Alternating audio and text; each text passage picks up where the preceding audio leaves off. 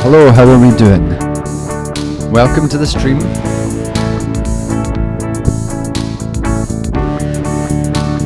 Let's get talking about stuff. I think before we get started in earnest, I'll just fill out this track a little bit, and then we can get started. I'm gonna pop out chat actually. I'm so to the left of the screen right now.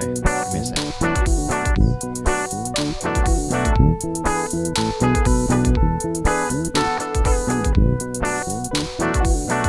Alright, let me pop out the chat.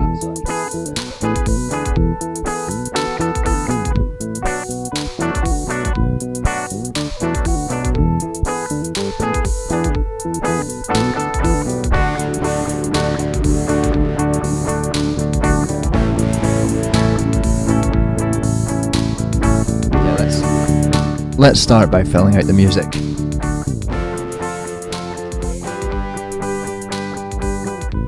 While we wait for some people to filter in, we'll complete this track.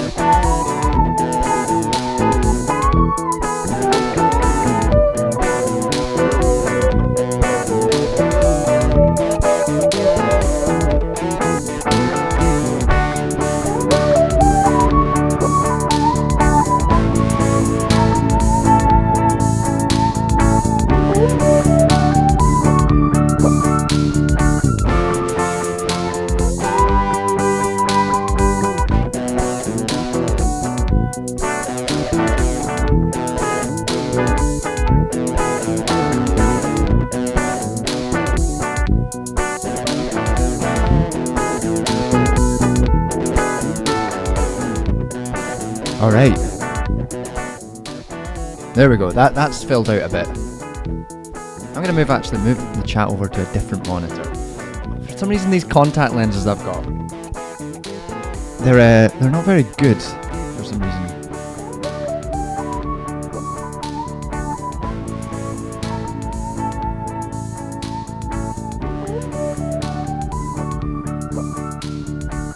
No, that's better. See it. You're my neighbour. Well, if you can hear the volume coming through just an amp, then we have walls that are too thin. All right, let's get started. Welcome to the stream. We're back, and for as ever for first time stream watchers, what we do here is I make some music. I drink a bunch of wine, and then we just chat about whatever's going on. They're generally pretty chilled out places, so we're here to just stay chill. I will try to read the chat as best as possible, but for some reason my contact lenses are being bastards today, and I don't know what that is.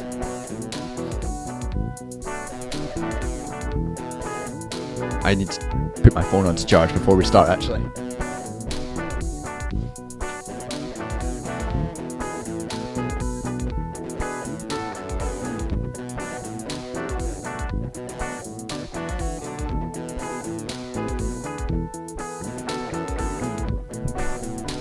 Alright, so let's start with this week's wine.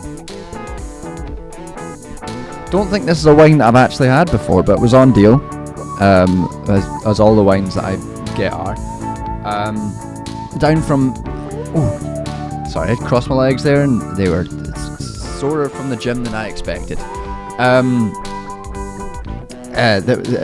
It was down from £9 to £7. I've probably had this before. I say I've not had it. I've probably had it before. It's a Bordeaux 2022 Sauvignon Blanc, 12.5%. So that's exciting. We all know, of course, for anyone new, that I am a sommelier, very discerning with my wine tasting, and yeah, so you get to see my palate really get to grips with the taste the difference Bordeaux. And I like to read out what I'm planning to taste. Great. I mean, this isn't necessarily the best sign for this wine, but it does have a label saying grape style taste.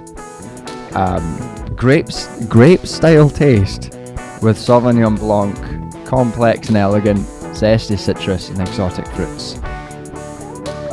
Grilled fish, Caesar salad, or light cheeses. I assume. Oh, right. No. So what's happened here is that this is a badly designed label. And the way it should read Grape Sauvignon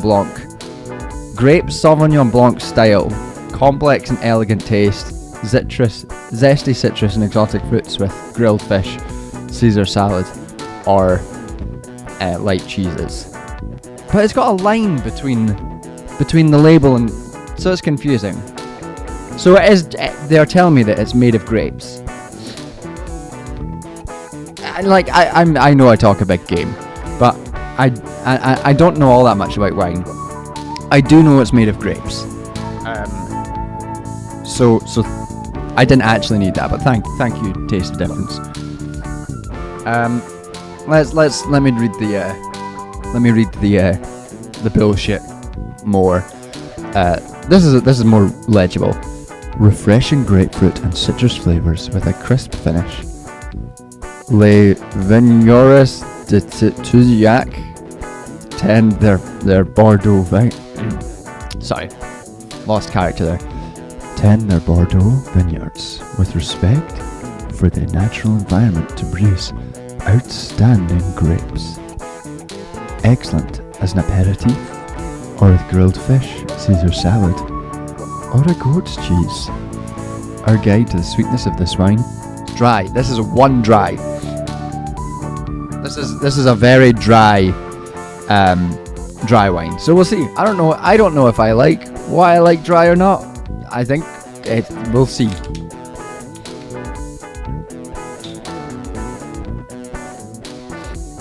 You can really smell the grape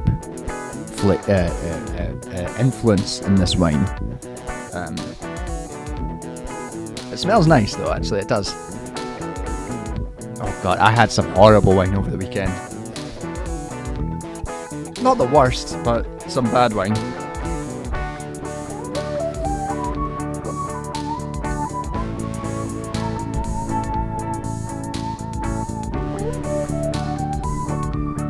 Yeah, I mean, it's probably got grapes in it.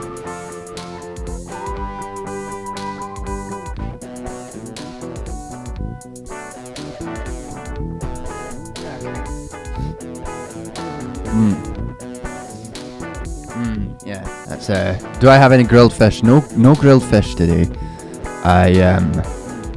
Or cheese. Well, I did just have a pizza.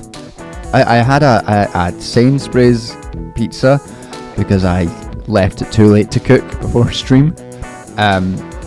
So maybe there is some residual cheese flavour there, but we'll see if it is really brought out by the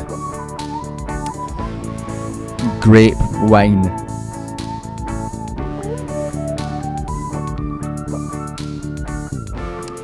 Hey, folks, we've got a good one. We got a good wine on our hands.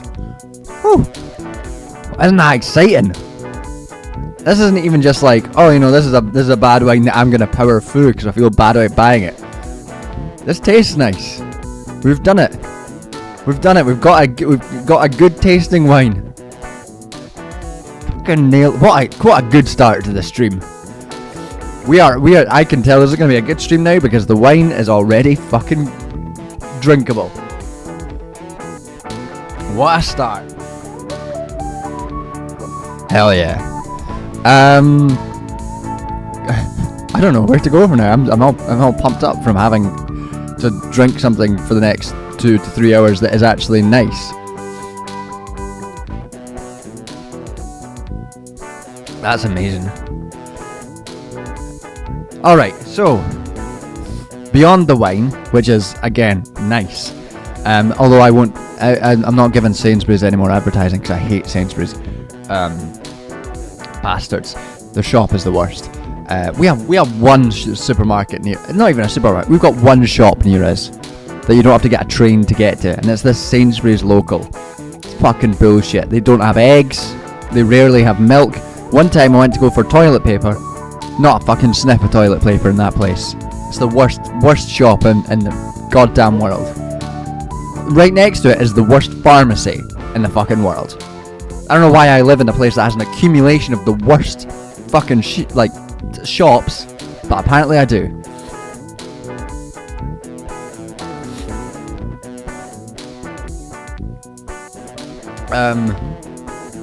Tesco's or Sainsbury's, or Tesco or Sainsbury's meal deal. Unfortunately, because I did just go on a big screed about how they're shitheads. The Tesco tomato pasta is better than the Sainsbury's tomato pasta is better than the Tesco one, and that would be what I go for a meal deal. So I'd probably say Sainsbury's, unfortunately. I did see that the cost of living crisis is really hitting, where now yogurts count as a main in the meal deal. What a fucking travesty.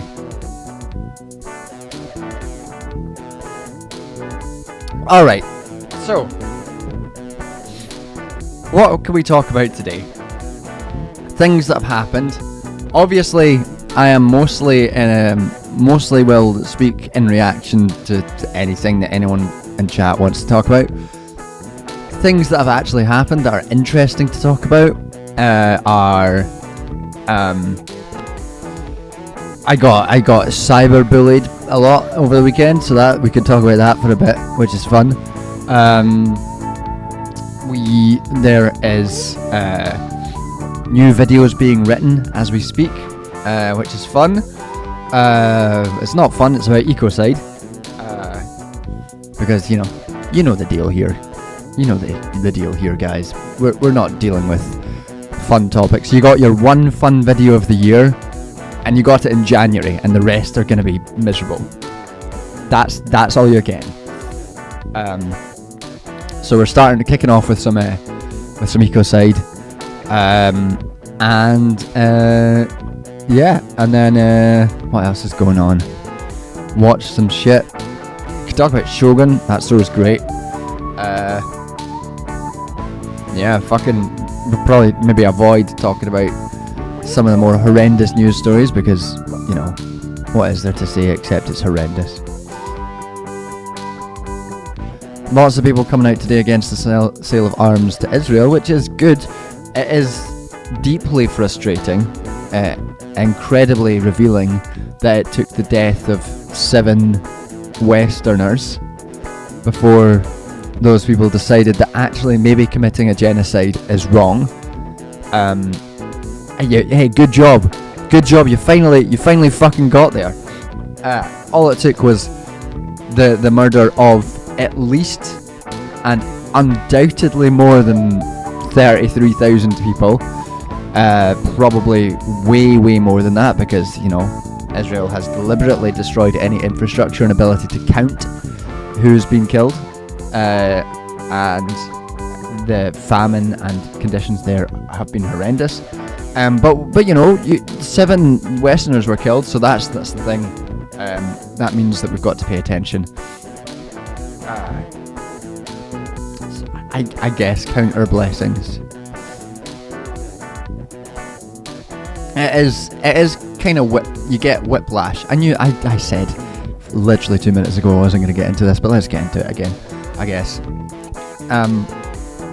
The whiplash of being told for 6-7 months that it was horrendous to label Israel's actions as genocidal, and of course we shouldn't be getting rid of our arms trade to one of our key allies. It'd be absolutely ridiculous to suggest as much.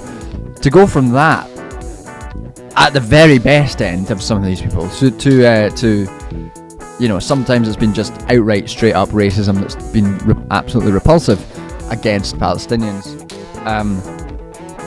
But like at the best case scenario, those sort of liberal centrists, and to go from that to, oh well, maybe we should actually. Things have just gone a bit far now that 7 Westerners have been killed.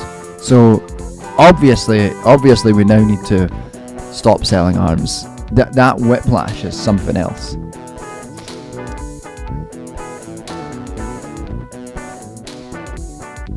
Yeah. Vex Verity saying it's maddening.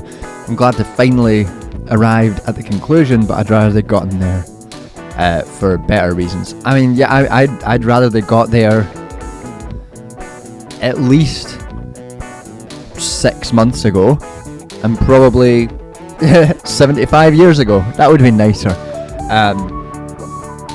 I have very little sympathy for people who are now who have been outright hostile to Palestinians and to rejecting the narrative, the Zionist narrative,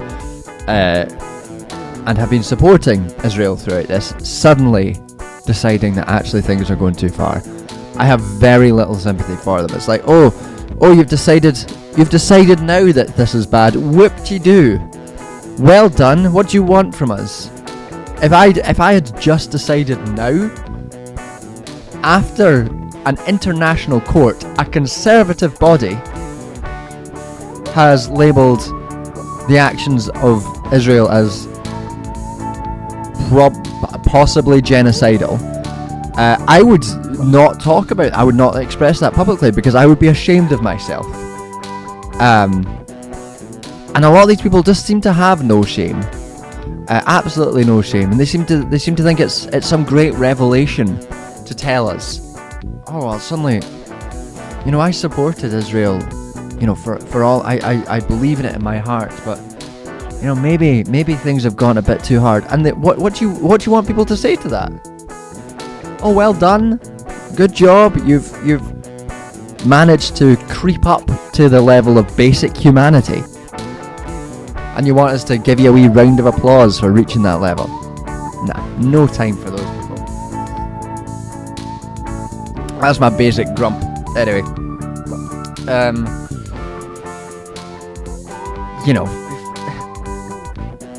I'm glad that they're no longer outright declaring that they want every Palestinian murdered. That's nice.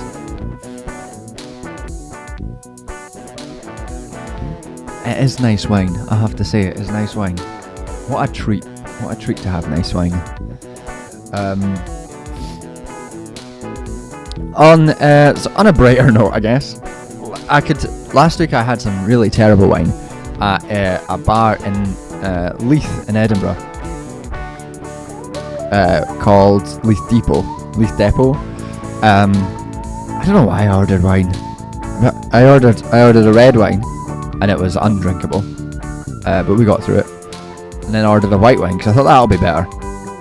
It was undrinkable, but we got through it. And then I was out with my brother's fiance, and our friend Callum. And Callum arrived and ordered vodka sodas, and I was like, that's a much better idea. I'll do that. And we were there to see another friend of mine, a guy called Kapil Seshasai, who is a wonderful musician who you should absolutely at the 100% look up. I'll type his name into the chat because he's fucking brilliant.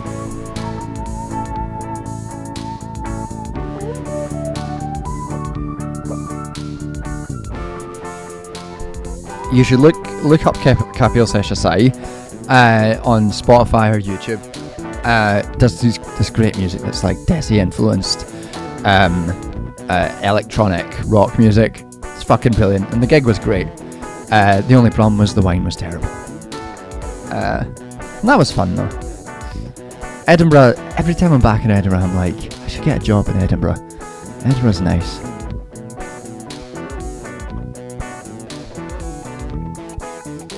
What are my thoughts on right-wing response videos? I'm not sure what you mean by my thoughts. I'm not. Can you rephrase that question?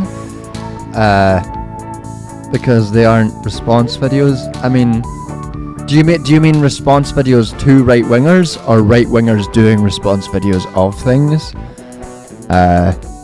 Generally, if anything has got right-winger before it, I tend to think it's bullshit.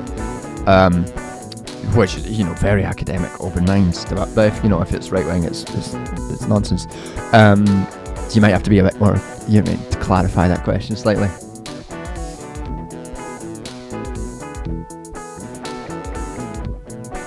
Yeah, some people want to wait for a legal decision. A legal decision. You know how long it took the last I think Bosnia took 14 years. It took 14 years for the Bosnia case to reach a conclusion, I think.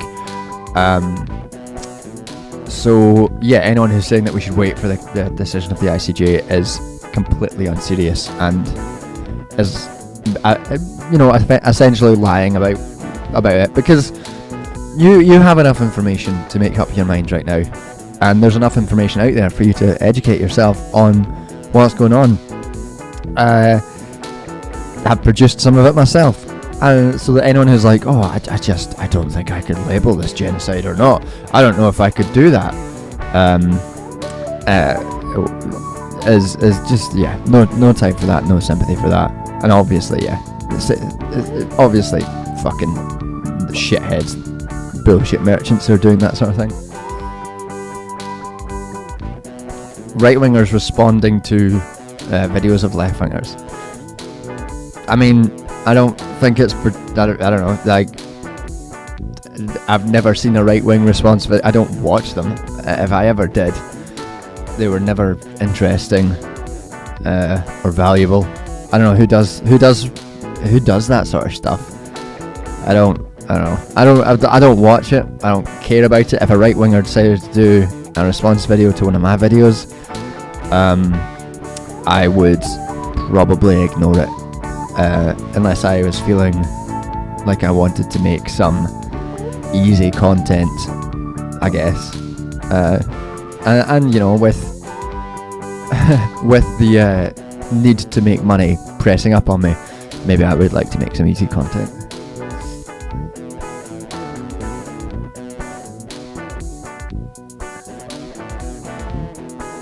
I always expect white wine to be less. What do you mean, white wine to be a less wine experience? I'm not sure what that means.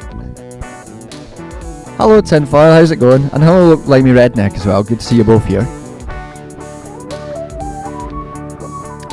So the two videos that I'm working on right now, Elizabeth, are one on Ecocide, wrote about 500 words of that today, which is not enough. Gonna try and get through the bulk of it tomorrow. Patrons can see, like the plan is up for that for patrons right now. And I think it's going to be a good video. I'm going to send the script to my supervisor before I shoot it, because this is very specifically his area. So that's useful.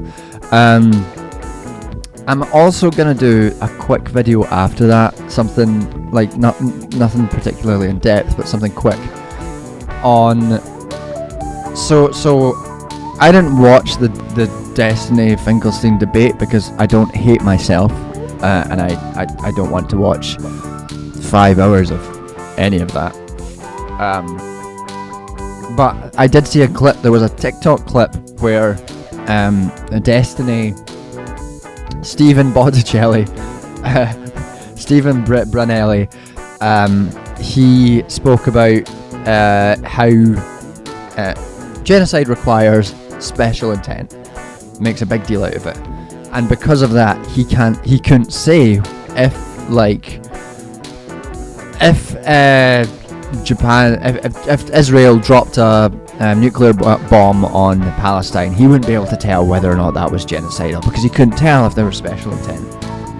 And I wanted to talk about that, and because we've already spoken about how genocide exists beyond the legal definitions of the term, how it exists wider, sort of historiographically, politically, how in Lemkin's original work, it's tied to colonialism, and the sort of special intent aspect is reduced in that sense.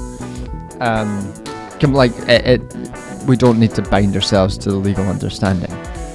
But I wanted to just do a short video, maybe something about 10 minutes long, about how even this notion of special intent, how it's not as clear cut as these sort of dime shop fucking analysts like Destiny claim it to be. How it's not like,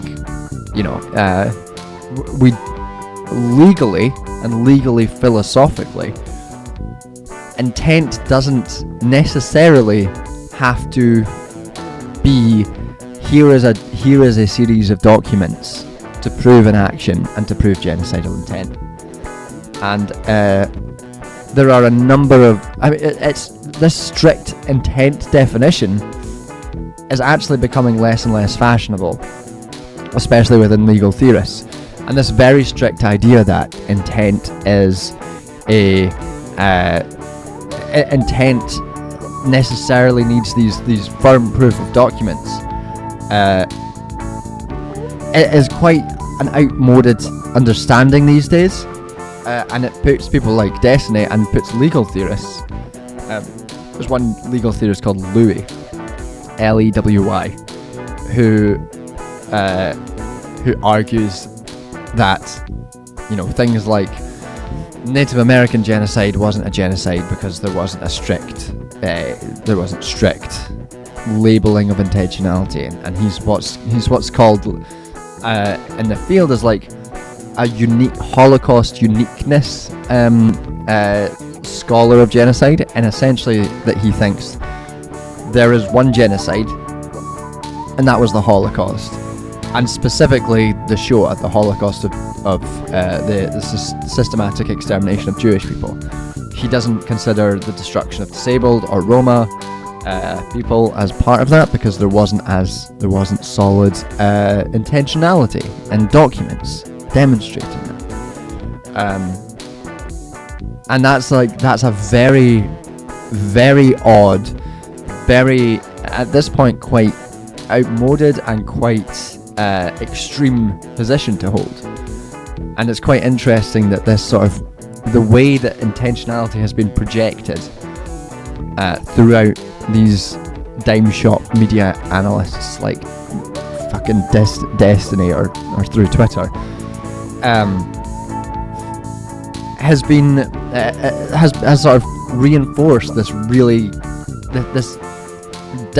like specific understanding of intent rather than wider understandings of intent. And part of what like the South African cases genocide, its case against Israel was demonstrating intent, not just like these are documents, but demonstrating intent as broadly filtered through political society, media society, and wider society, and reflected within soldiers' actual actions. And so I know some people who've been like, some people are like, this doesn't show the intentionality very well. It's not showing how intentional things are. But what it shows is intentionality defined in a slightly different way, and one that there is some degree of precedent and throughout the courts in kind of using. And I think it's important to talk about that, just because obviously, like I say, obviously we shouldn't be bound to legal understandings of genocide, because they are particular expressions of political, of a political system which is international law. But if you are bound by those legalistic views, the thinking that intentionality, this overemphasis on intentionality has, is to produce arguments like, oh, I wouldn't know if it was genocide if Israel killed everyone in Palestine. And that's obviously nonsensical as an argument, and it's dangerous as an argument, because it necessarily, I know that like Limey Redneck saying, morality and legality aren't equal, and people would be like, oh, just because something isn't genocidal doesn't mean it's not bad.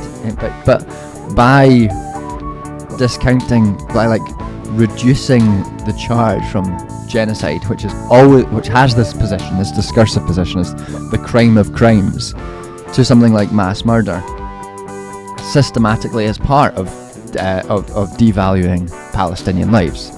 And I think there's a value in kind of doing some degree of countering it, even within legal theory. So that's going to be a short 10-minute or so video that I'll do, just to give a quick explainer of that sort of thing, after I do the ecocide video. And it's another thing I'm going to try and do again. I keep trying to do this and I always fail. I'm just trying to do some more shorter videos, because I need to upload more.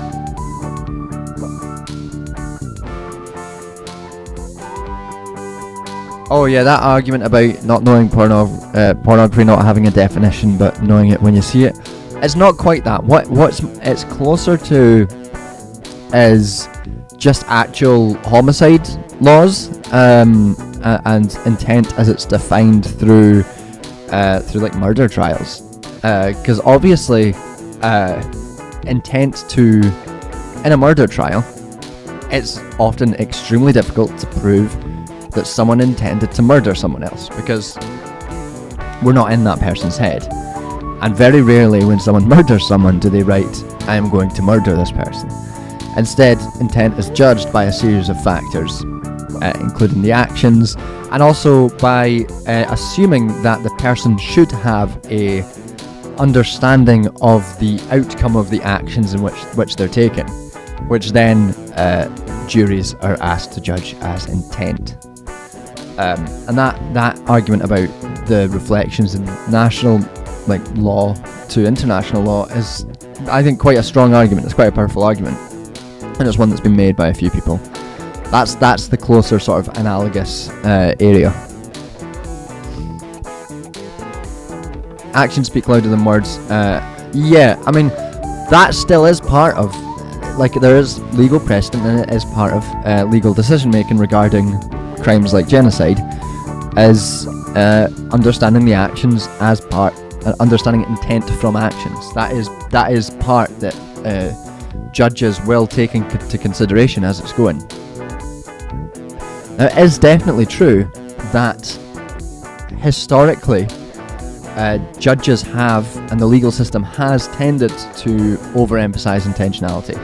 And there is a reason for that, and it's because if it didn't, then powerful nations would be much more open to the charge of genocide. For the same reason that the colonial aspects of Lemkin's definition, or the cultural aspects of Lemkin's definition of genocide, were forcibly removed from his definition, which he fought hard against and was devastated by, that it was removed. Because the cultural colonial dimensions would indicate that states like the US, the UK, France, Australia, Canada, Brazil, any settler colony, any imperial nation is guilty of genocide, and powerful nations don't want that. So there's similar kind of for a similar reason, intentionality got really emphasized as like this supposed core idea of genocide, which it is not really a part of Lemkin's original work. It's something which has been imposed upon it, and when people who are like adherents to the strict intentionality law rule speak about it, they often they reduce the larger context of genocides to law, as if law appeared fully formed, like Jesus walking out of Mary's womb, and that is the end of that. There is no interpretation. It's just, okay, these are the words, and that itself elides a bunch of interpretation and understanding historical precedent, historical context from which laws emerge is part of interpreting laws. So these are all important aspects of that as well.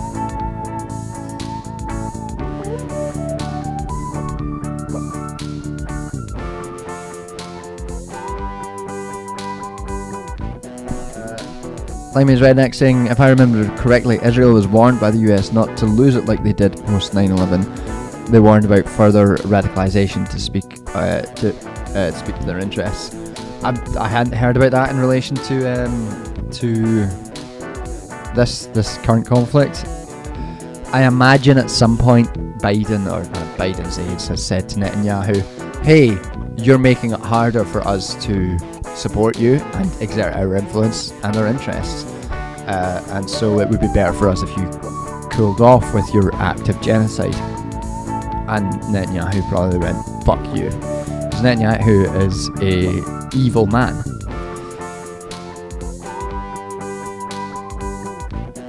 Alright.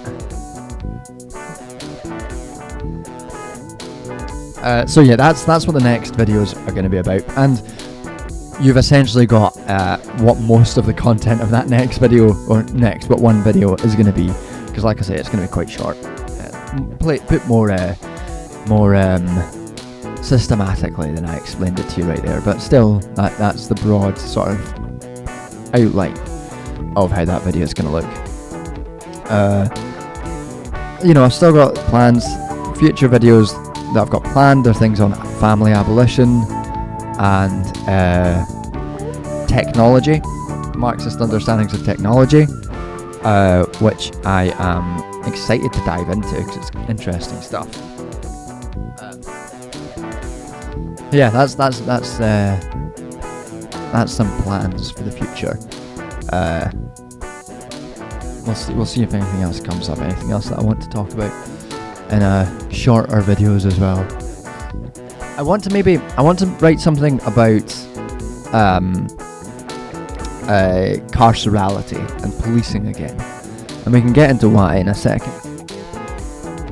But I'm gonna change up the tunes, and then we can talk about carcerality and connect it to my weekend of being harassed.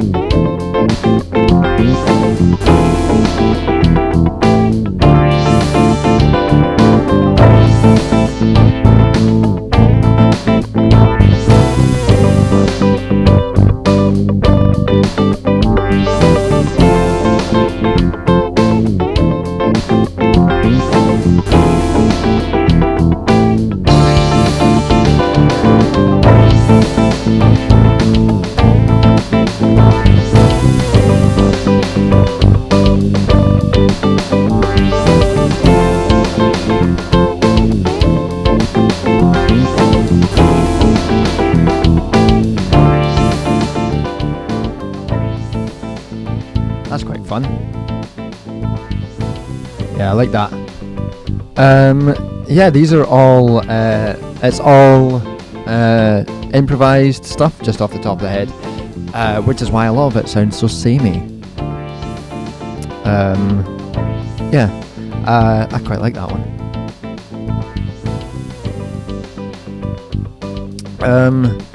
Yeah, what was I going to talk about? Oh yeah, carcerality.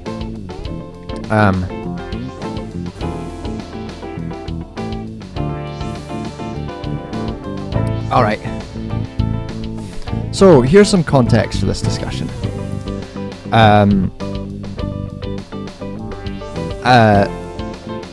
So, when I was... hello everyone, how's it going? Hello, Untitled Anarchist Seagull channel, always a pleasure to see you. Yeah, so when I was away I went up to Scotland this weekend. Made the mistake, I went up for my mum's birthday. And I thought I'll get tickets to go up on Thursday because tickets are cheaper on the Thursday. You know, they're more expensive on a Friday normally. Train ticket size. And when I was booking them, I was like, oh man, why are these so expensive? And then it turns out they were it was Easter weekend and I'd forgotten about it. But I went up for my mum's birthday anyway. Hello, Dr. Anarchy. Dr. Anarchy 69. Always good to see you. I'm retelling a story I told you the other day. So I was going up on Thursday to Scotland, and I sort of hazily typed out this tweet. It was in response to dipshit of the left in the UK, Adam Bastani, and where there was a video of a stabbing on a train in the UK.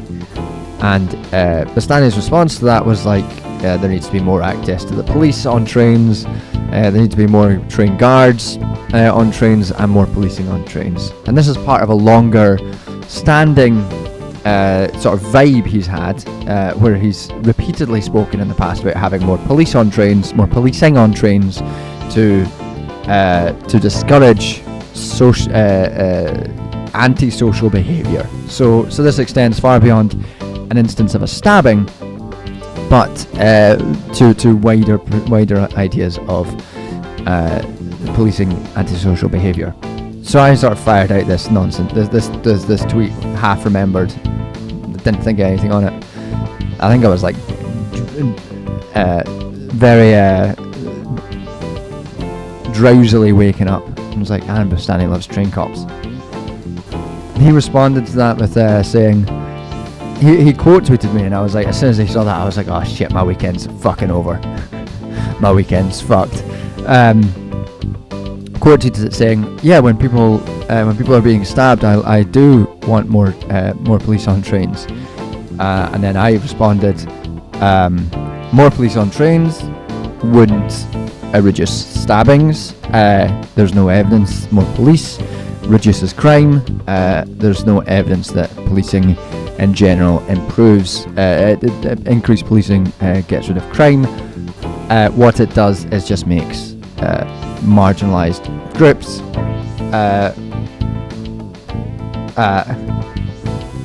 much less safe, which is true. Because, anytime you see British Transport Police around, they're always harassing teenagers, usually black teenagers. Or they're normally just harassing people because they're fucking cops. And so, my mentions were filled with 3 responses, basically. First of which was lots of homophobia directed at me. My Twitter profile picture makes me look more visibly queer than I generally do. So lots of people were essentially calling me, I'm not going to say it because I don't want to get the channel fucked, but essentially just making thinly veiled homophobic remarks. There was a lot of racism. People being like, if you want to get rid of stop stabbings, the only things you have to do is deport all Africans. So that was something. The third and most annoying for me responses were people time over and over again saying to me, train guards are not police. And I was like, I didn't say that. At no point did I say those things. Because I don't think that. But what I think is important, what sort of that whole thing made me think about, is the way in which people, when they talk about policing, have this very narrow idea of policing as an institutionally, as existing within the bounds of the institution of the police. And that's not true. And it's not part of the wider discourse around what policing is within the UK. And more broadly as well, within radical policing literature, radical criminology, policing is understood as a social force of carcerality, which has radically spread beyond the confines of the police over the last 40 or so years. The policing, obviously, has been spread to a number of professions. In academia, lecturers are increasingly being forced into being border guards, into policing international students, looking at visas, into policing extremism. Ideas of extremism being in the classroom. We've got to, lecturers are increasingly asked to carry out that sort of policing role.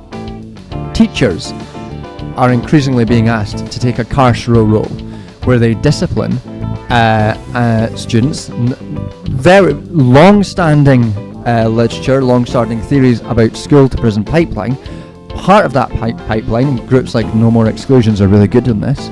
Part of that pipeline is excluding pupils through disciplinary measures to locations where they basically are excluded from schooling and in a sort of policed environment where they are much more likely to end up in prison.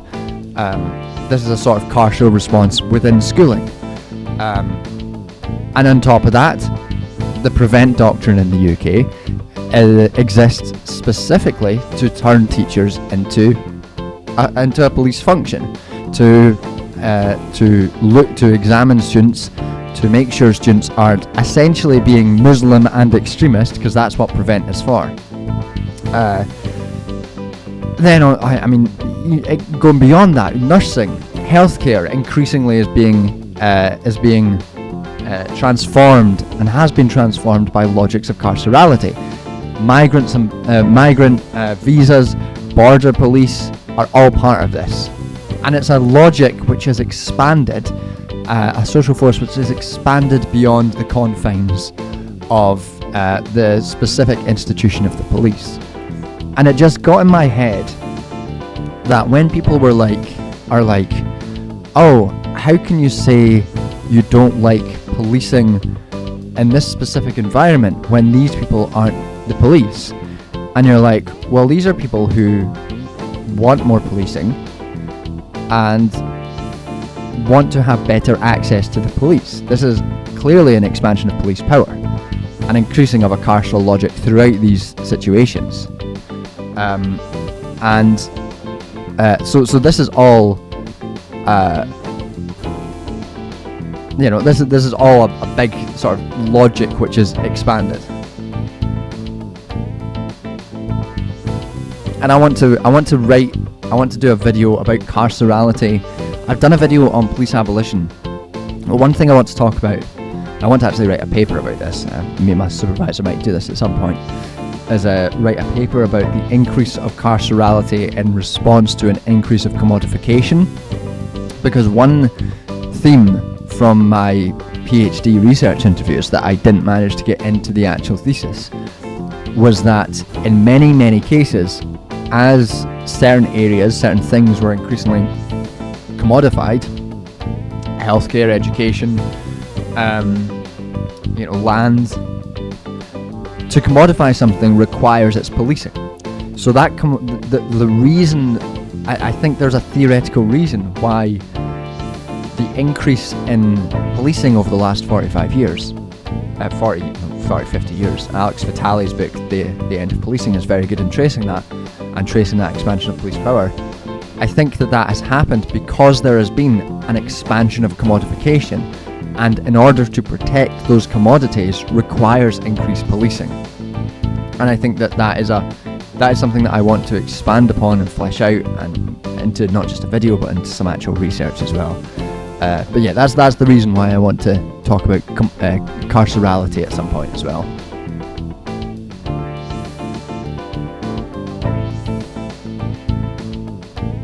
Yeah, no, police are not a force. They don't. So I got police officers and police lecturers. Let me tell you, in the world of academia, there are a few people I respect less than lecturers, criminology lecturers who are obsessed with basically justifying policing. What a job which you should have so much shame over doing. These lecturers would send me links to documents. So they would say, actually, police do stop crime. Here is a comprehensive list of evidence showing that police do increase policing, does decrease crime. You click on the link and you read through it. What the comprehensive research says is that increased policing in an area stops the crime being committed in that area, but the crime, and Alex was generally used in a very underhanded way to justify more police power. The notion that more police results in a societal level decline in crime is untrue. The increase in policing in particular areas pushes those behaviours into different areas, doesn't stop the actual acts from happening. It just makes the people who live in the areas which are now over-policed, or in the contexts which are now over-policed, say a train, less safe, because you've got to deal with the police. You've got to deal with an increased policing, an increased carcerality, an increased systemic level in power of policing, which is racist, it is homophobic, it is misogynistic, it is antithetical to disabled liberation, because the police are all those things, and there is no escaping that for anyone who calls himself, who claims to be on the left. It's one of these lines that I think if you claim to be on the left and you don't have a firm, clear line. Hello, Sinan. I was just talking about getting shat on by a bunch of folk over the weekend, and now expanding on why I'm actually correct. Because why wouldn't I? yeah, basically, red line for me. If you're not anti-policing, you're not really on the left. You're at best a social democrat.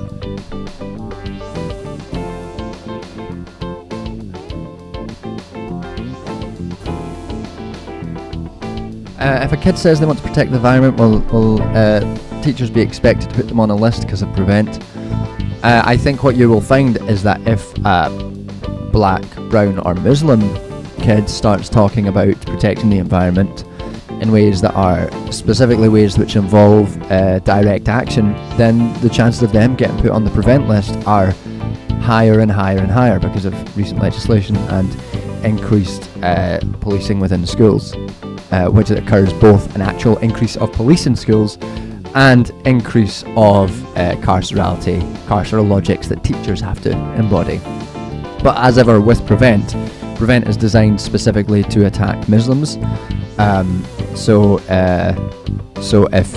if you're a Muslim, and then you're more likely to be caught up in Prevent.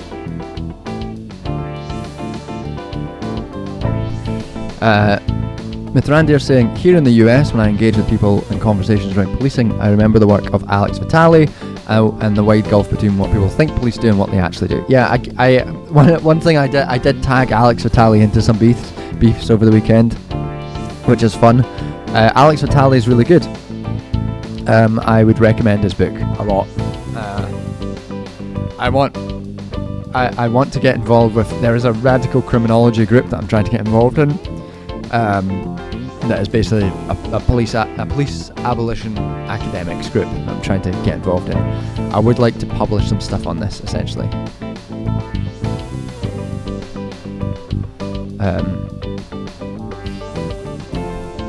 Moreover, one of the largest efforts to privatise policing in the US came in the 1980s. The number of private security forces outnumbered the NYPD at that time. We have the amount of private policing operations has exploded in the UK too. One of the reasons why I think that people, particularly left-wing people in the UK, should be actively anti-policing is that it's so obviously, policing is so obviously an institution of the bourgeois that the UK's, one of the biggest expansions of police power in the UK's history was to police the miners' strikes. This was the creation of a nationwide police force, and police were given mass amounts of power, mass amounts of impunity, most of which hasn't been really rescinded. Any person on the left in the UK should be aware of that, and should be aware that this is not just an issue of. I got a lot of comments as well, being like, "Oh, this isn't America. Our police are fine here." Our police are not fucking fine here, and I simply don't respect anyone on the UK left who thinks that UK policing is in any way is like a different fundamental beast to policing in the US, or that UK policing it doesn't impact the left here. Like the amount of absurd increases in police power that we've seen in the UK over the past few years. We had the Kill the Bill protest because the policing and protest bill is so outrageously increases police power by such an incredible amount. And these are all in tandem. Like, you can't really have increased policing without just a massive increase in police power. You need to get rid of this whole thing. There's no reforming it to be better. It is an institution which is in its core being, in its DNA, fucked.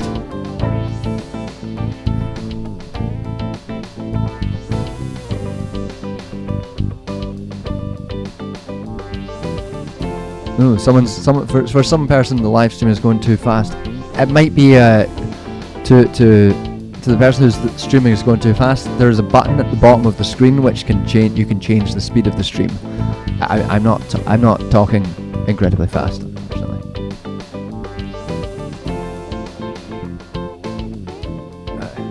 Yeah, this is why George Galloway's "the police are workers too" shit pissed me off.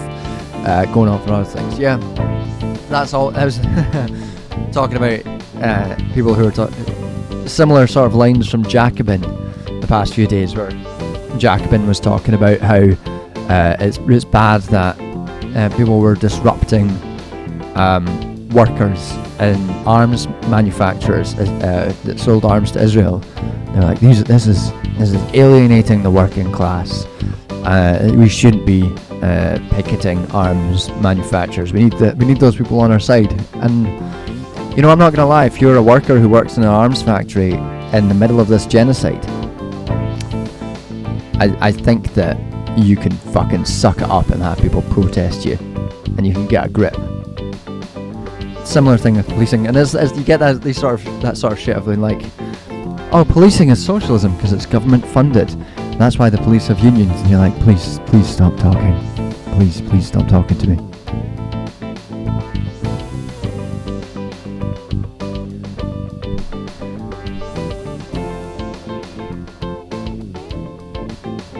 I just heard a song by The Police at a cafe. It sounded terrible. The thing is, I kind of like The Police as a band. If The Police had just stayed as a band, and instead of becoming a massive instrument of oppression and social control, I would have no problem with it. And you can cancel me for that all you want. I'm just saying, I would have no problem with The Police if they were just a band. Someone needs to take that clip and just edit it so it says, I don't have a problem with The Police, and then you can attribute it to me. Or you can just write it down and use a cheeky wee ellipses. I don't have a problem with The Police. Cheeky bastard to do that.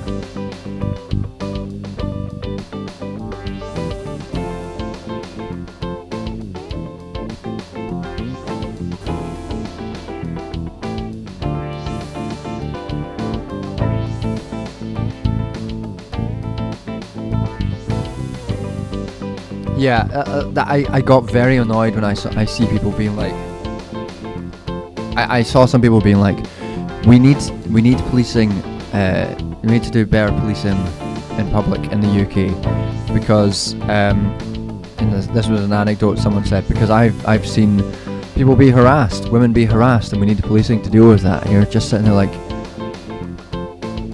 has the last 3 years after the murder of Sarah Aberrand escaped your notice? Do you think that that was a one-off? Do you think that it's the Met Police specifically that are horrible dangers to women? Of course it's not. It is all police.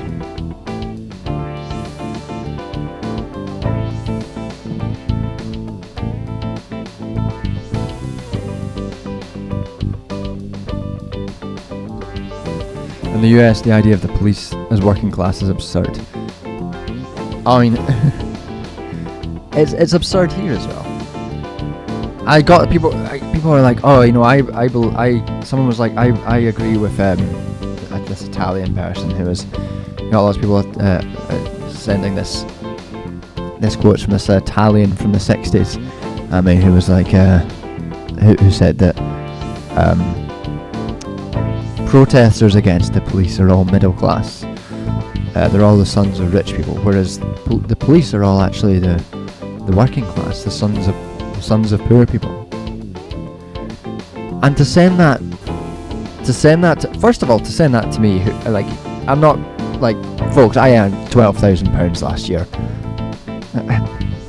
The police earn more than me, so fuck them for that as well.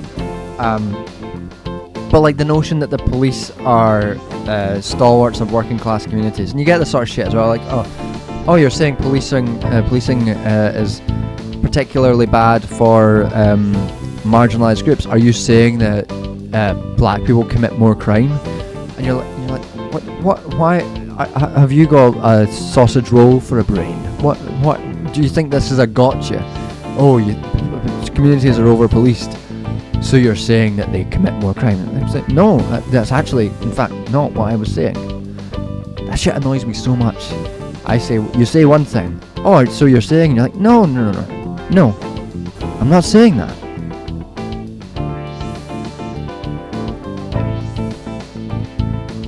That was a classic tactic. I remember that sort of. So you're saying that that black people commit more crime? That's a classic right-wing tactic.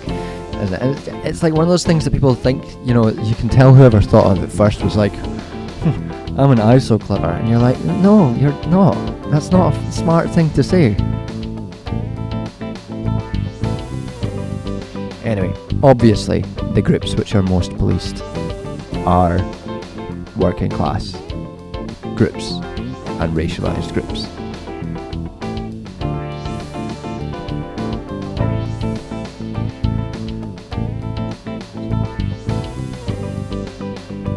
Like, yeah, correct, sure, like, poverty produces crime, or at least crime which is recorded and policed heavily. A lot of crime, and like, one of the big famous sort of well-known statistics is the biggest source of, like in the US, biggest source of theft is wage theft. People are arrested for that, and it's not poverty which is producing wage theft, it's, you know, fucking greedy bastard capitalists. Greedy bastard employers. So when you I am more careful when I say like crime, poverty produces crime, because it's not quite true. It's poverty produces the type of crime which is over policed, whereas the other crime is not. As in, both not a result of poverty and not over policed. You know, famous example, you know, how many people lost their jobs, faced any kind of repercussions for the financial crisis? One trader. The criminality on that scale was massive and international. One trader was caught by the police. One mid-level trader. But people face punitive action because of debts that they incurred due to that criminality at a high level of trading. Those are the people that are policed.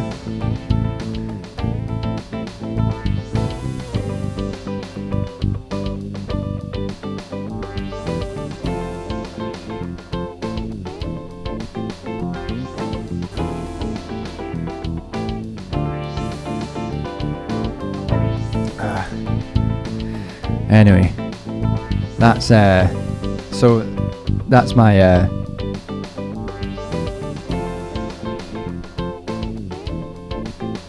that's my thoughts on policing. I don't like the police. Generally speaking, not a fan of the police, and would be pretty pleased if every. See, it's one of the things where the notion of non-reformist reforms gets bandied around quite a lot in a way which I think is sometimes unhelpful. Like they talk about it in degrowth literature quite a lot, and I don't think it's particularly helpful in degrowth literature, because I think degrowth needs to be more radical than that. But in the context of policing, it makes sense a non-reformist reform, because there are ways in which you can, in the immediate term, without revolutionary action, completely, like massively dismantle police power. And part of that is, with every reform you make, making sure that it is something that reduces police power. And things like we have a recent hate crime bill in Scotland. That bill will not help people. Hate crime laws do not help marginalised people. What they do is they give the police more power, and that power is wielded against those people. And the people who commit hate crimes it doesn't really affect them. Hate crime laws are not a good thing for liberation. That is not a reform that any abolitionist should be seeking to make. Things that you can do are things like, getting rid of the prevent duty, getting rid of the absurd levels of policing that occur throughout classrooms. These are non-reformist reforms in that case, specifically because they reduce police power. And I'm very careful with that phrasing, because I don't think it's hugely helpful in a number of cases. But when you're trying to reach people on policing, and people are like, "Oh, we need reforms to the police," and what happens with police reforms? A lot of the time, people are like, "Oh, we need more community policing." Community policing increases the power of the police, because it means that the person who is watching you, who is an oppressive force in your life, lives with you, lives in your community, knows who you are. And that shit is not a reform. That is a reform which increases police power. And I think that in the framing of non-reformist reforms is very useful for picking up on those specific ways in which supposedly positive police reforms actually serve to increase police power and to hurt people more.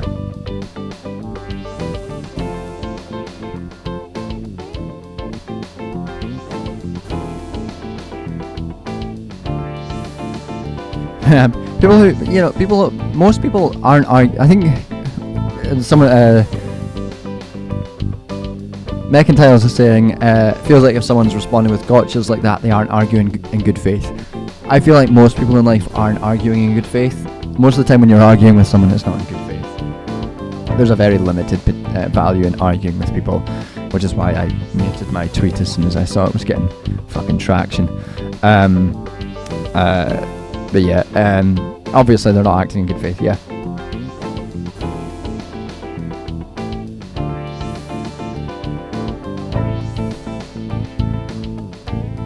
One second, I'm just going to respond to a text and then I'll be right back with you.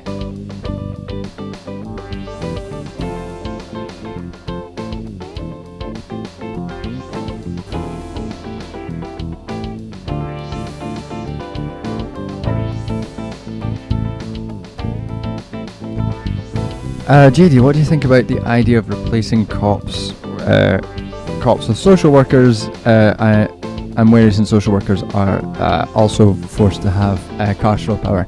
Yeah, I think this is something maybe Alex Vitale, maybe it's another police book that I've read, speaks about. Let me illustrate why. I mean, social workers as an institution are very carceral, and my dad was telling me a story over the weekend about someone he used to know who was a big lefty back in the 70s, and he was he became a social worker. One of my dad's friends. He was a communist and he became a social worker, and he was like, I'll become a social worker so that I can help the people, help poor people, help the working classes. And after his first day, or like early on in his career, my dad and him met up for a drink, and he was telling my dad about how he got a whole family of, a whole black family sectioned, basically arrested, and he was talking about this as if it was an achievement, as if he'd helped someone, when what had happened was he'd used an immense amount of carceral power to imprison people for reasons without any oversight, without any accountability. And then he went to the pub later that day. So if social workers continue to exist, social work as a practice would need to be... Any carceral power would have to be completely stripped.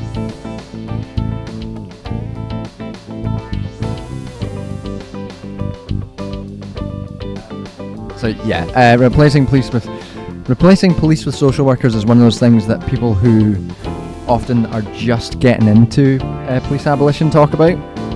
Like, okay, we just need social workers rather than police. But that's one of those things where you're not attentive. If you're not attentive to the logic and social force of policing, you end up just recreating the police with a different name. You're just recreating social workers are now just police. So no.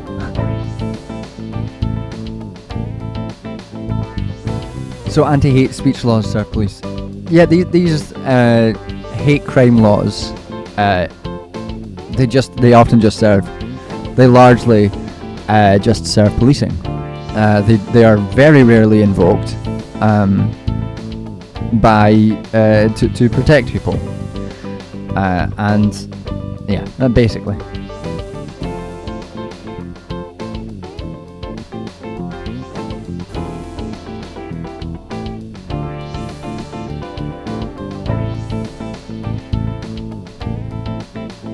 Yeah. So in conclusion, fuck the police. And it's amazing that, like, so many people, I say it's amazing, it's a function of whiteness often, but so many people have, who claim to be such well-read, such radical figures on the left, great theoreticians, figures of the working class, have a worse understanding of the police than NWA did in 1987. Because of course they did, because NWA were black Americans in LA. They knew that the police were fuckers, and a bunch of white theory heads with bureaucratic positions aren't gonna have that same insight. Sometimes standpoint epistemology has some benefits.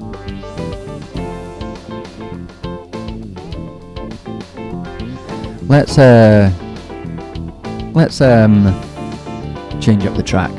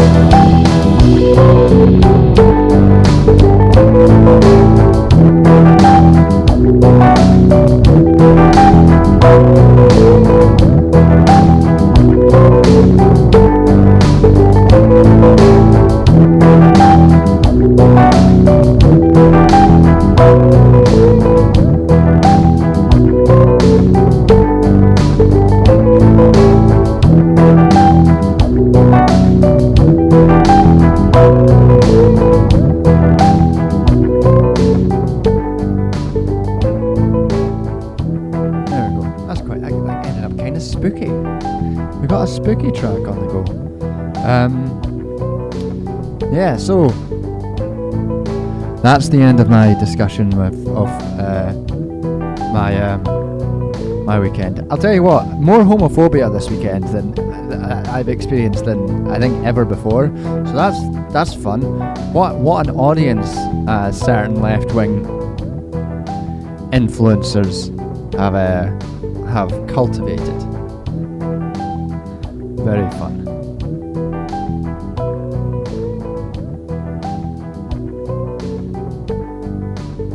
So yeah, expect a video on carcerality and policing at some point in the next few months, depending on how quickly I get round to it.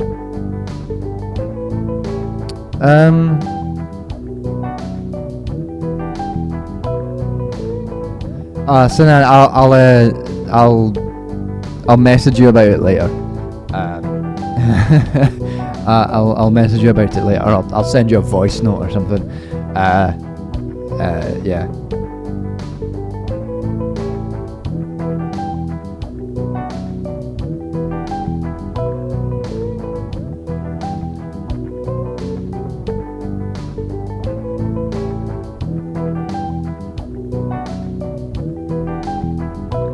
Yeah, I think you'll enjoy it. You'll enjoy it, Sinan.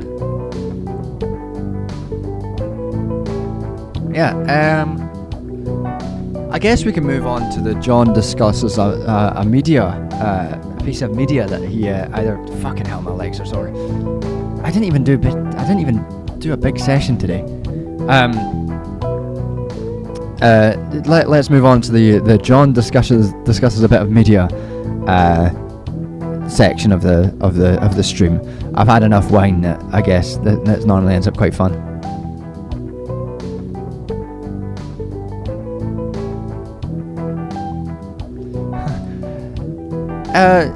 No, it's not quite. There's an before I get onto the media content, there was another very, very funny and silly piece of discourse which kind of overlapped with the thing that happened to me on Twitter when there was a fight between two irrelevant Marxist groups via articles that they published this weekend. One group published an article saying, I think it was the Young Communist League, Britain's Young Communist League, saying that the left needs to be more, needs to stop having blue hair and be more normal. We need to be more normal, folks. Stop dressing like you're some sort of blue-haired. It was essentially a thinly veiled attack on queer people existing in public by a bunch of people in their early 20s who wear suits and ties to the pub and call themselves communist, which was very funny. I sort of overlapped in that similar sort of thing of being like, oh, you're a fake leftist, soy boy, queer fucker, and like these sort of things overlapped, and it made me think that like it's so funny to me to be a member of a group like the Young Communist League and think that you're normal in any conceivable way. Like I think someone pointed out that like for the average person these days, being queer, having blue hair is much more normal than the Young Communist League, who are obsessed with Stalin.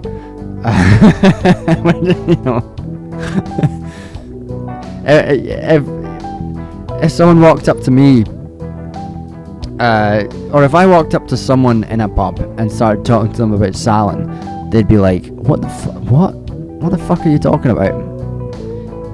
No, let's actually, I can actually, speak to this.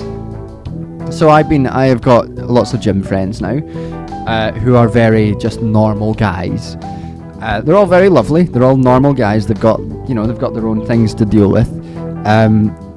But they all know that I'm bisexual. They all know that I'm, queer.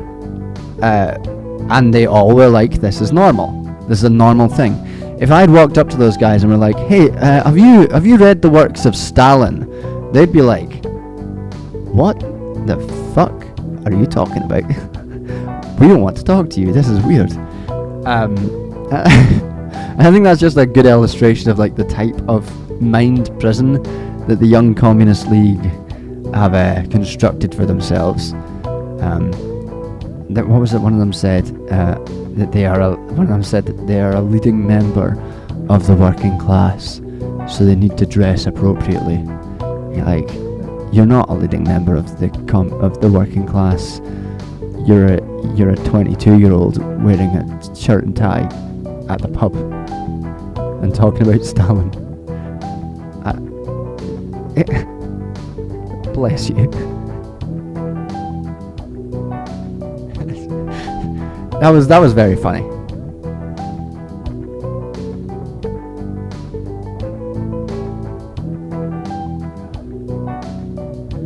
Yeah, I mean, I'm very much of the opinion that normalcy as a concept, completely abolished.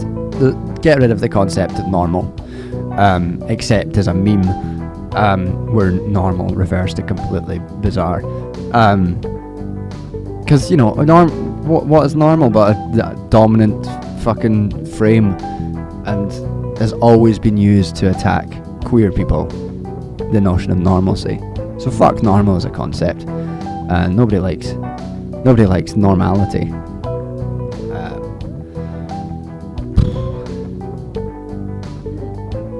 There's a really good example of how like these people who fetishize an image of the working class as like, just your flat cap wearing lads who are all misogynistic, and they hate the queers, so you've got to be careful so you don't want to appear queer. It's like this sort of fetishized image that people have created of the I almost said the normal class, of the working class. It's just fucking nonsense. There's a really good band called Real Lies, who are they're like a North London electro duo, and they like wear tracksuits and that, and they could easily fall into this sort of stereotype of being like your laddie kind of misogynistic class. Like the Real Lies are the type of people that these Young Communist League would think would fetishize. But at every gig, Real Lies, I've been to like 4 Real Lies gigs because one of my friends is obsessed with them, and they're great. Every single time they play, they have 2 dancers, 2 obviously queer dancers doing interpretive dance next to them the entire time. And it's just, and their music videos are filled with like goths and stuff, and it's like, yeah, these are people who understand that the specific vibe that they could give off would fall into the hands of these people who fetishize this notion of the working class, and they're like, yeah, we're not wanting to be part of that. We don't want to be a part of this fetishization of the working class as necessarily like reactionary, because we're not. We're just fucking people. So yeah, in conclusion, listen to Real Lies. Yeah, if normality is so good, why does everything fucking suck? Too right. What was I going to talk about? Oh yeah, I was going to talk about media.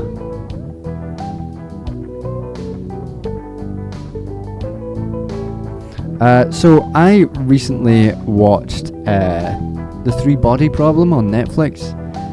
And I thought it was interesting because it was, I liked it, but it was an interesting.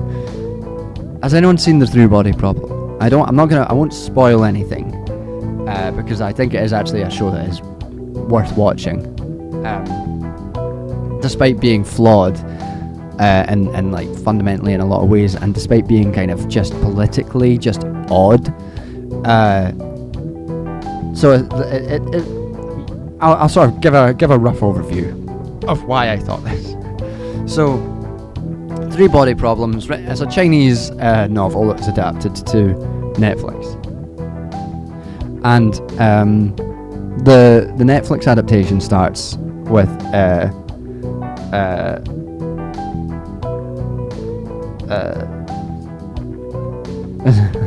as left-wing influencer an oxymoron. It begins with a staging of a struggle session during the Cultural Revolution, a horrible situation where someone was beaten to death by young students and accused of being counter-revolutionary. And now these struggle sessions, they did happen. They were a real thing that happened, and like I'm not denying that. But the framing of the show, you know how like a real thing can be framed in a particular way. The framing of the show gave it the impression that this was all very, like, specifically anti-communist. Because you're every single time the Chinese Communist Party comes up throughout the show, they're basically evil. Which, fine, whatever.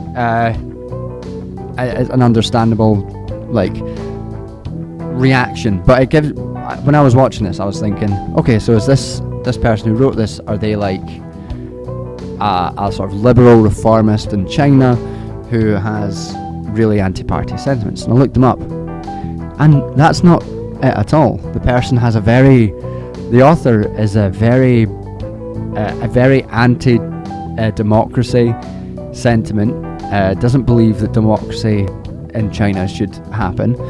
A massive fan of like the one-child policy. Seems to be quite fan of like a degree of authoritarianism. And learning that, and you start watching this show, you're sort of left with this, trying to figure out exactly what the political perspective of it is, because it's like the show is about aliens coming, and these aliens are bad, and they're going to invade. One person brings the aliens because she thinks that humanity can't look after itself anymore, and that is framed as bad. Like, that is a bad decision that this person made. And recalling, of course, that this is a show, so it's the perspective of not just the author of the books, but of the showrunners as well. But this decision is framed as like completely bad. She forms a cult. They are framed as the villains. The aliens are framed as villainous, as not a good force. But throughout the show, the sort of good guys, and it's pretty uncritical, but like police, secret service, military, they're all sort of framed as the good guys, and the amount of power that they accumulate, and increasingly accumulate, are sort of largely unquestioned.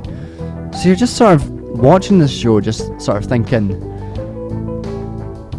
this person clearly had a really negative view of the Cultural Revolution, of authoritarianism within this context.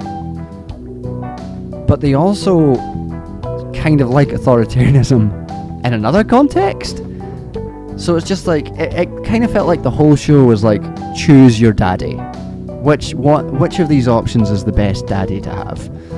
And I'm not sure which one the show thinks is the best daddy, but it wants a daddy, essentially. It wants a daddy. The whole book trilogy's theme being that all sentient life is violent and evil. So that's a very Hobbesian sort of thing, that then we need a daddy. Something needs a daddy. You can either say that we maybe even needing a daddy, we're doomed because our daddy is necessarily evil. But it kind of is like, you know, they just want a dad. He just wants a daddy. That's all I can say about it. I think that's my analysis of the three body problem. Is the showrunners and the author want a daddy.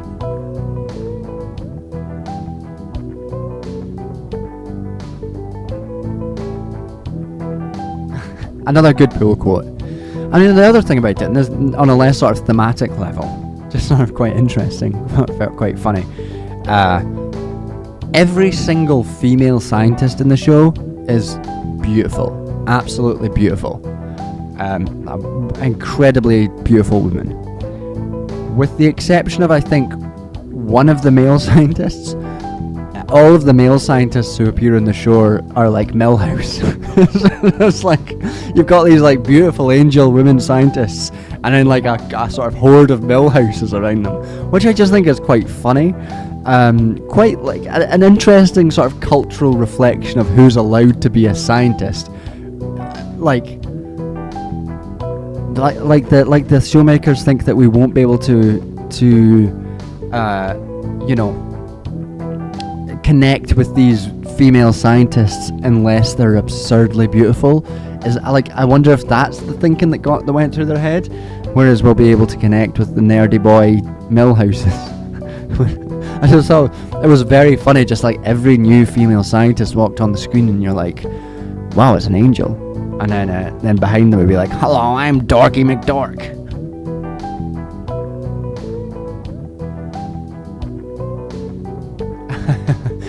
Mine was too libertarian for him, and maybe that was it. Yeah, that was very odd. I mean, I will say, like, it might, like, every single cast member was really good. Everyone was like, they all had great chemistry with each other, and it's one of the things that kept me watching was how good every performance of every actor was, and how good chemistry was, and like just good writing in the terms of like character and dialogue style.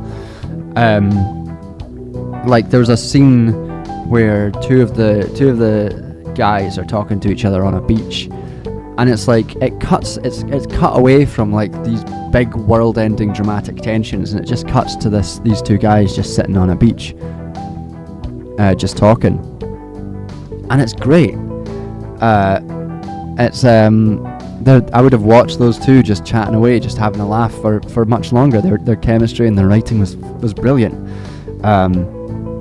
And like Benedict Wong was good. I'd watch anything that he's got in it. He was fucking brilliant. Liam Cunningham was, every scene he was in, he was great. Like I feel like a lot of it was held together just by how good a performance each actor gave. You know, which was it was a like I say, I enjoyed the show. And that was a good show to watch, and it was interesting, and there's some great scenes in there, but it is like you are left just thinking, what is this show, what is this trying to say, what is this, because it feels like it's not a show that you're like, not everything has to be a treatise on something, but this show feels like it's trying to be a treatise on something, but it doesn't know what. It's a very odd viewing experience.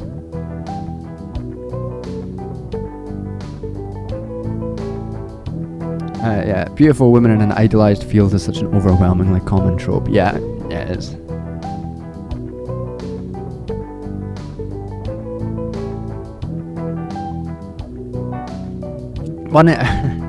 Another thing is, you could very much tell. So one of the big things that was one of the selling points of the three-body problem is that it is written by someone who understands science. I believe the author was a computer scientist, so okay. But like a big selling point was like, oh, it's got lots of real science in it, lots of real science problems. And I don't know how much of this is the author and how much is the show, but a lot of the time in the show, you did get a bit of an impression of like an I fucking love science vibe. Like a lot of it there's like bits. There's a scene where the aliens are like, we targeted your most dazzling leading minds, and they were all scientists, and you're like, well, okay, well, not to be all, social science of me. Interesting though that you chose scientists. There were like a few moments where you're just like, this is someone who's spent too long watching Neil deGrasse Tyson videos and hanging about in I fucking love science meme pages.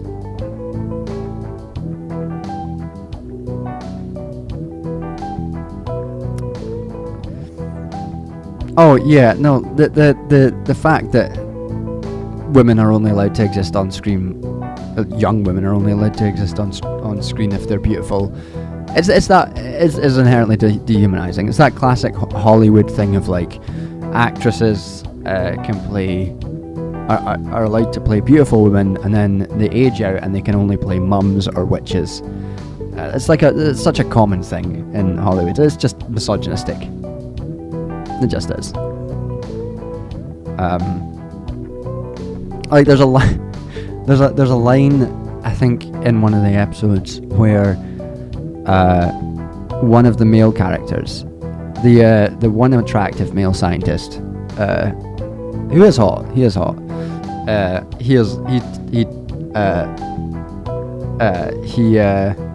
says to someone he's had an on and off relationship with, she asks him to insult her, and he says, "You're beautiful in a boring way, in that you look like the villain in an action movie, the female villain of an action movie." And it's good. It's like a charming exchange, and it's good, and it's like good tension. But she does look distractingly like a villain in like Fast and Furious or something, which is quite funny.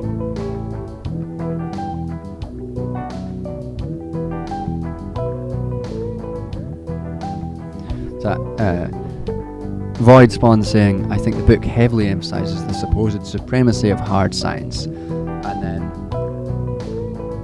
then the previously mentioned Hobbesian worldview kind of inserted in there as part of the hard science. Yeah, it is interesting that. Yeah, it is an interesting show because of that. Because of these features. It's like,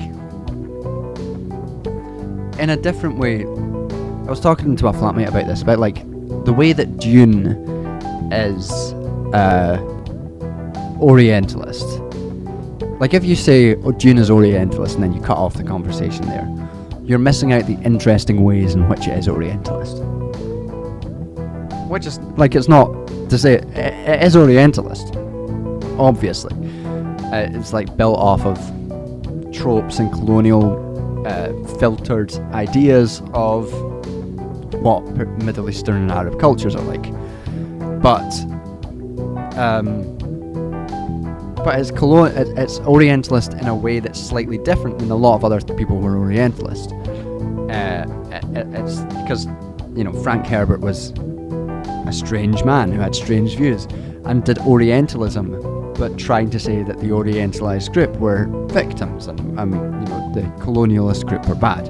He was still Orientalist, but in this kind of odd way. And it's kind of interesting to approach that work understanding the ways in which Orientalism influenced those things and not discount it because it's Orientalist, and then you get like this sort of, you can appreciate this strange work of art because of these contradictory dimensions of it.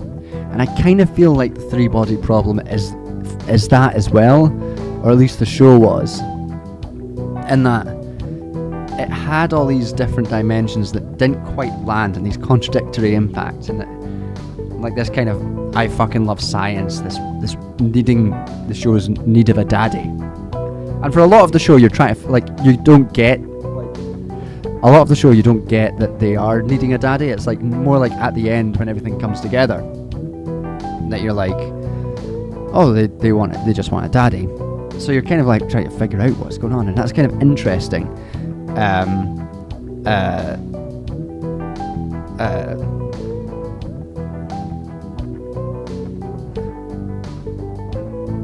Oh yeah.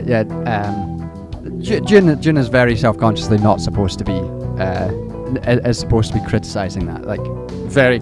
It's like, yeah, the notion of a white savior is, or whatever. Someone like Paul Atreides is he's definitely the villain of the story.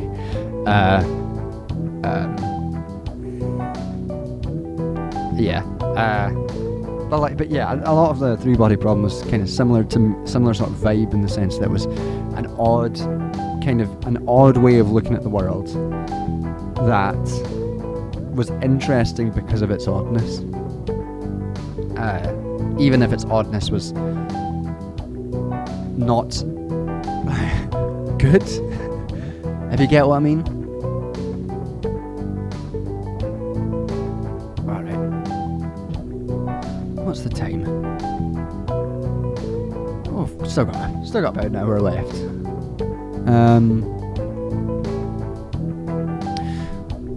Well, we can do one more. We can do more than one more tune, but let's do another tune. And then I'm going to talk about something else that is odd, which is an odd book which I've been reading, which I've not finished yet. But it's odd because of it's fun to read because of its oddness and the specific ways it's wrong. Let's do another tune first.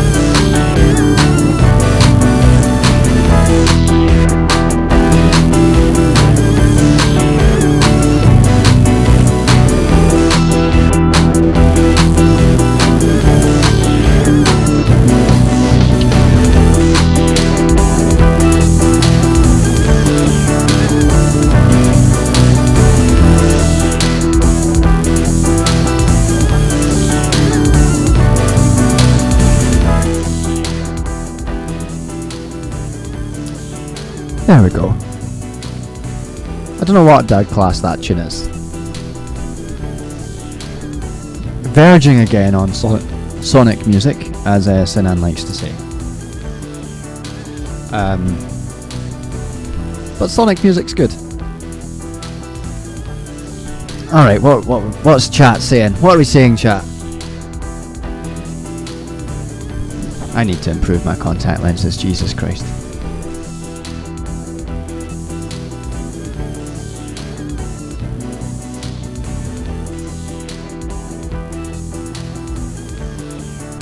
Okay, cool. Yeah, another Sonic level song, yeah.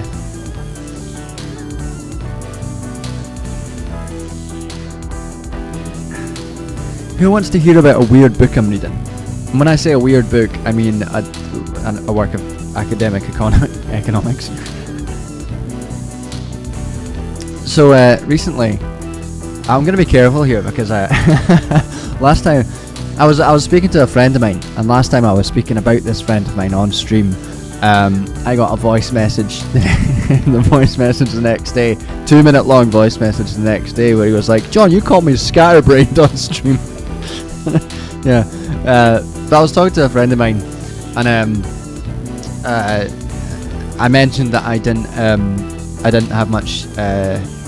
My sort of history of the USSR is not great. Like my history of just my general history is not great. I spend too much time on theory and not enough on history. I'm trying to rectify it. So he sent me a bunch of books recommendations about to improve that. And some of them I just picked randomly because I was on a train up to Scotland. I needed something to read. I finished what I was reading, and I'd written a book review on a book which is on Patreon right now, called The Future's Ecocide. If you want to read that review, it's on Patreon. I finished doing that, so I started this new book, and it's a book by. I know. I just never get round to it. I'm bad for reading history. I need to be better at reading history.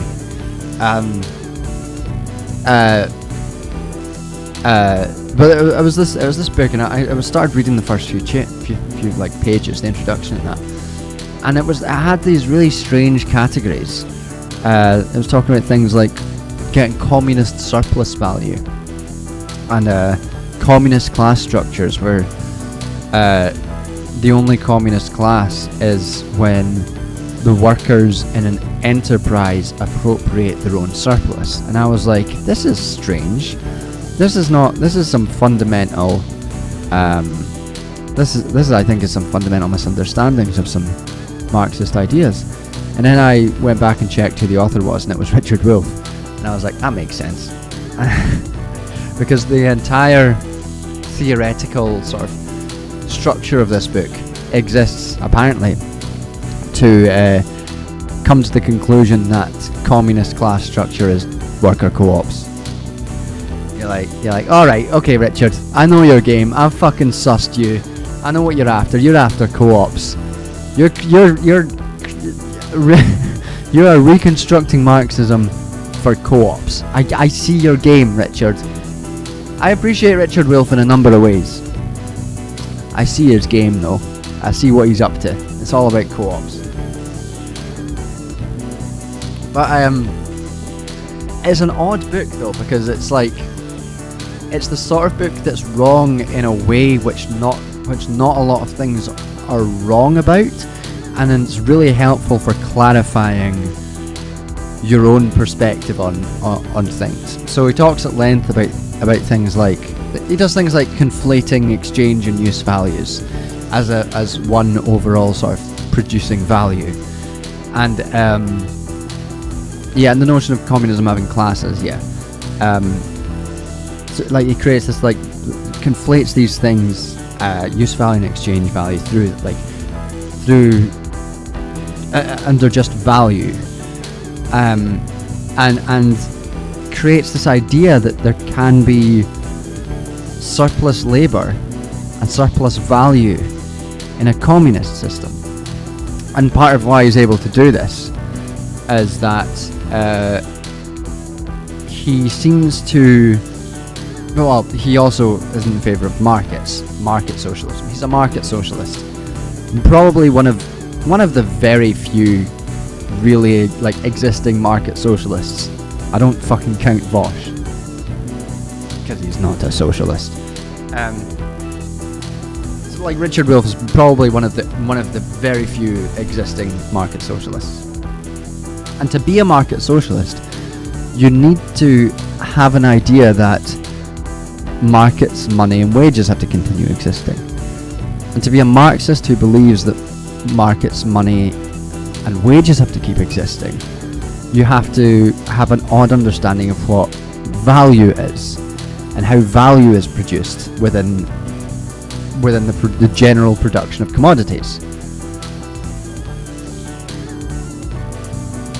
There was a lot of discussion. He doesn't love Lenin's new economic program. He is like, I mean, there's lots that's useful about the book is it does give you an overview of this sort of thing. He's critical of. He sort of views the new economic program as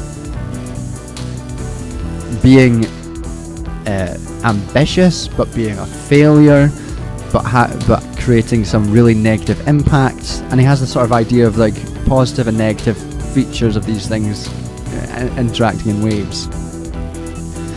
And that itself is also quite interesting. Yeah, the whole book is really, really strange.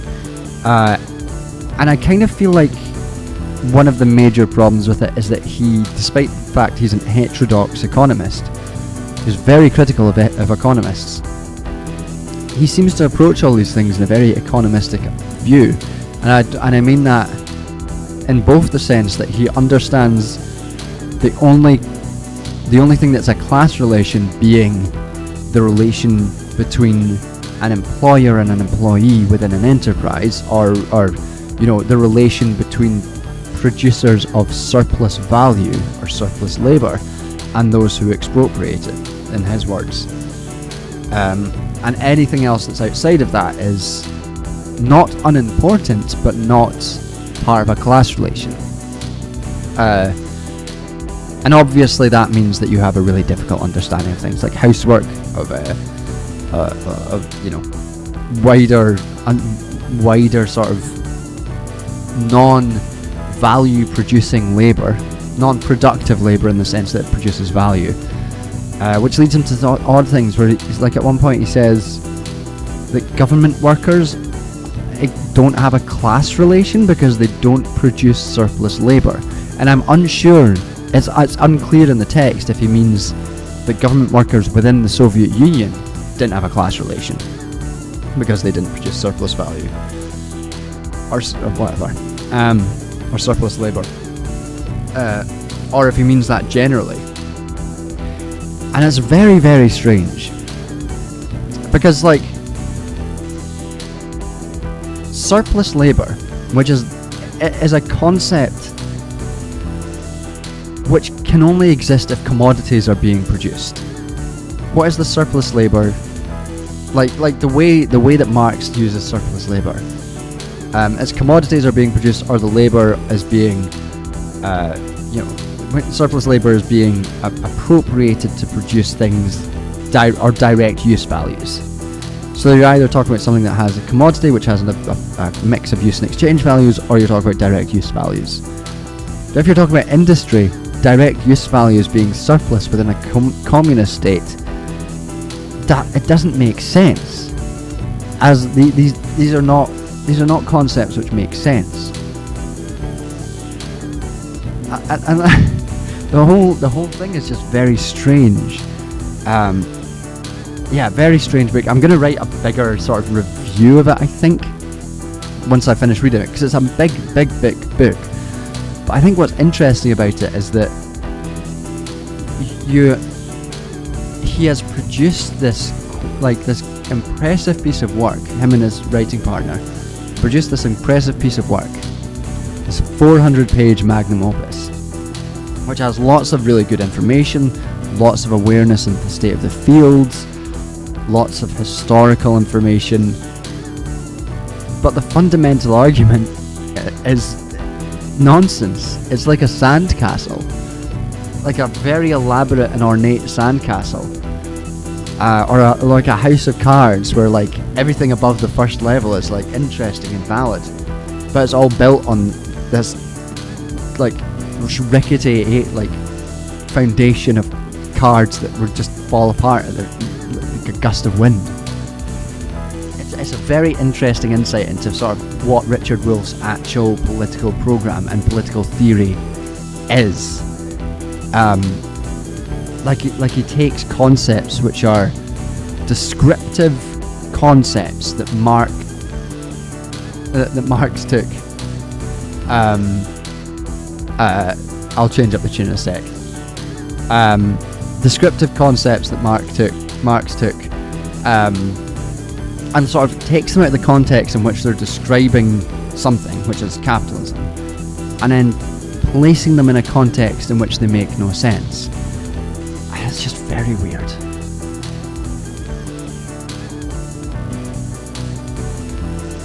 We'll make this next tune the last tune.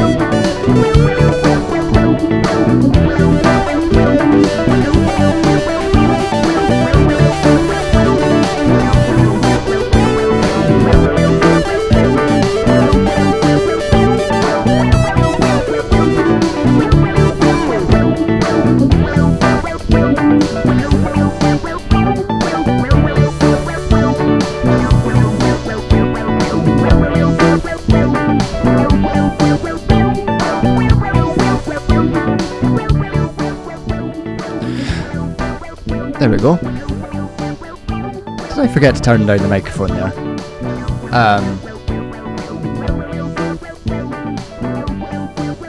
That one's quite fun. We leant heavy on the funk there. Heavy on the funk. Is it one pedal? No, it is 6 pedals. There's a delay. It's a loop and drum machine pedal, a delay pedal, a synth, a distortion stomp box, an octave bass pedal, and a chorus pedal. Okay. We got some dancing in chat. We love to see it.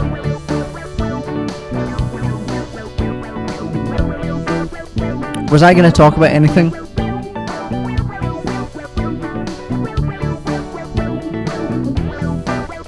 I can't remember if there was anything I was going to talk about before I went onto that funk break.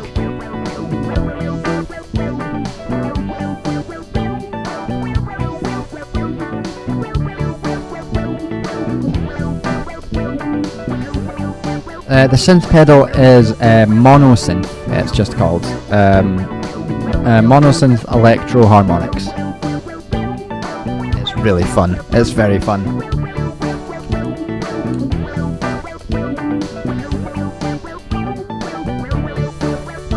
That's where you get that. Obviously the bass. You've got the bass synth in there, and then the thing that goes pom pom pom pom pom. That's another one of the synth pedal. I have this like notion that I'm gonna get like one of those drum machine with like the pads, where you can make your own sort of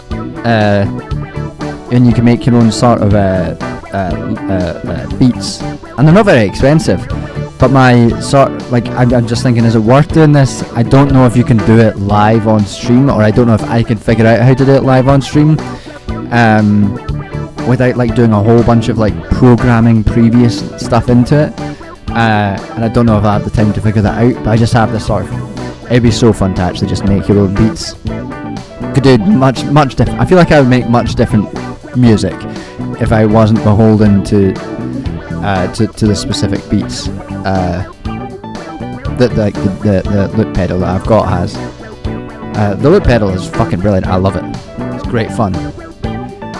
But it's one of those things that maybe one day I will get like an actual drum machine. 22. We've got like 20 minutes left before we bring the stream to a close.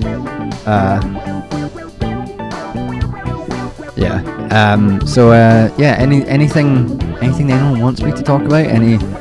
I could tell you about the weird haircut I got. Where eagle-eyed viewers will notice that I have had a haircut since the last stream.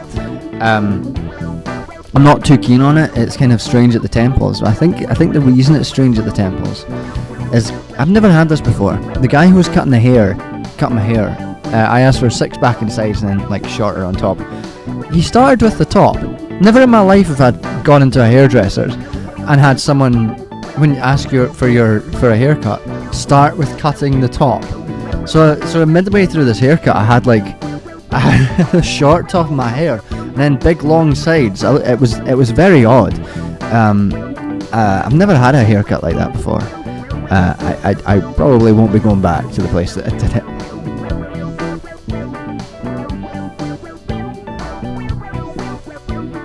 Did I know what I wanted to do after high school? I did not. I mean, I went into university, and then oh, did I tell that story last time? Oh yeah. Oh yeah, because I was talking about the crown. Yeah, forgot about that. I had no idea. I didn't know what I wanted to do.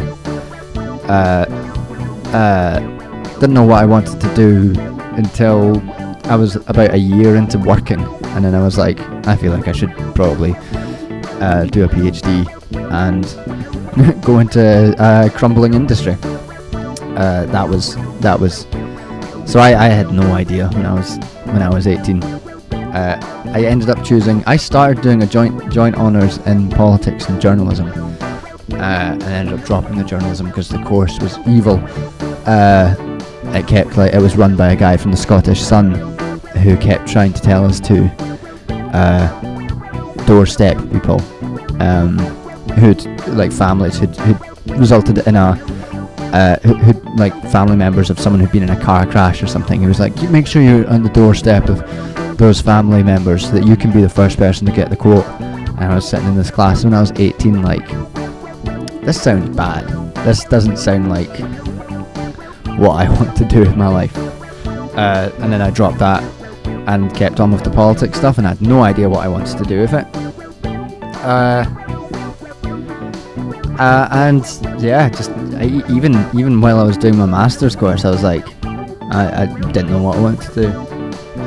Thought maybe doing some NGO work would be good, which I ended up doing and then hating it. I think unfortunately I'm the sort of person who is built for being a teacher or working in academia. I feel like that's probably where I should be. Or sitting in a bedroom at 11 o'clock on a Thursday drinking wine and talking to internet friends. Those are the two things that I'm built for. Which, you know, not great economic prospects.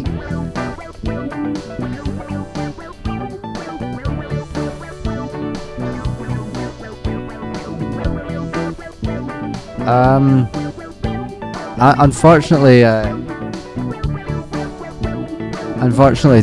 sorry, I can't read your name. Unfortunately, THF456. It's not really something I've had to deal with. It sounds hard. But no, that's not something I have particular experience in. I'm afraid. I'm sorry. That sounds rubbish. Yeah, ambulance chasing journalism course was was not good. I learned subsequently, a few years later after I dropped the course, I was speaking to a older friend of mine,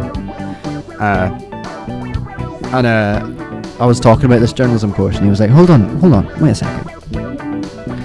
I was on a master's course at this university. It was Strathclyde University. He was like, I was on this journalism master's course at Strathclyde, run by that guy who was a Scottish Sun sub-editor. and it had so many complaints about the standard of it that I thought it had been shut down. But it turns out what had happened is that it had got so many complaints. It was a master's level course, but it got so many complaints because this guy from the Scottish Sun. The Sun, for people who don't know, is one of the worst tabloid newspapers in the UK. Terrible, terrible, terrible paper. Racist, misogynistic, hate-filled fucking rag. So no surprise that the sub-editor was also a ghoul. This course had gotten so many complaints that they just sort of changed what was a 1-year master's course into an undergraduate joint honours, which is bad. That's bad.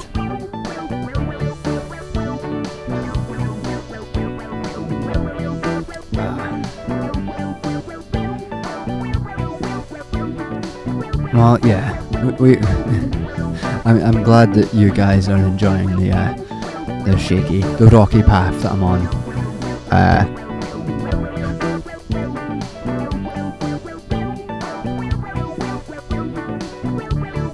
Yeah.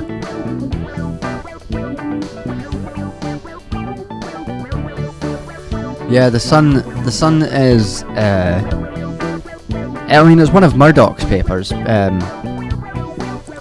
Like, Succession.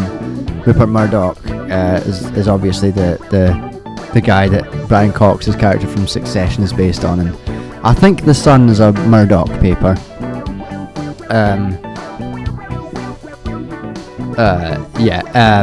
Very it's a bad paper. It's banned. It doesn't get sold in Liverpool, the Sun, because there was a tragedy is the wrong word because it implies people who there was no blame. A few decades ago, there was a excuse me. A few decades ago in Liverpool, there was a horrible crush in one of the football stadiums. And the police were partly responsible for it. They fenced the people in, and there was a crush, and loads of people died. The Sun newspaper led a campaign to discredit and attack the victims of that in favour of the police, and so now it just doesn't get sold in Liverpool, which is great. It means you can go to Liverpool and not see a single fucking copy of the Sun. And also you get to be in Liverpool, which is a great city. Alright, seems like we are winding down for the stream. And so I will bring it to a close there, unless there's any more burning questions that anyone wants to fire my way. It's been a good stream. The wine has been delightful. Which is such a fucking joy when the wine is good. But good stream, good tunes. Got a good few rants about some things in there. Sinan, I will DM you about the shit that happened. And thanks for coming along. I hope you've all enjoyed it. As ever, I'll leave the music on for a few minutes before I end the stream. Just if anyone wants to,